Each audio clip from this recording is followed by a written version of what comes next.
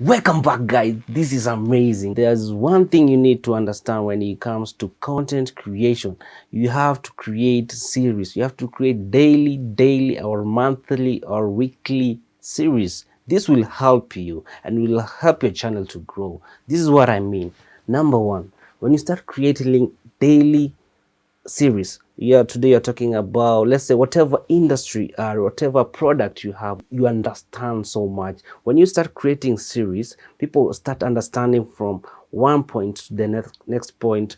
People start learning from you. You are the expert, so you're supposed to start creating series. This will help you and help your product, your services, to be loud on the market, very loud, and people start recognizing and understanding the product and services that you offer. So ladies and gentlemen, I would like you to start creating series from today. You can start creating daily, you can start creating weekly, you can start creating monthly series so that people may enjoy and understand and learn some of the services that you have. Even if you're in the entertainment business or industry, you can start creating some episodes. You understand your field. You can start creating small and build up, so when people start coming to your channel, they can start to watch even more videos so that they understand what is really going on. People will start having interest in your channel and in your business. Thank you guys for watching. I hope you have learned a lot.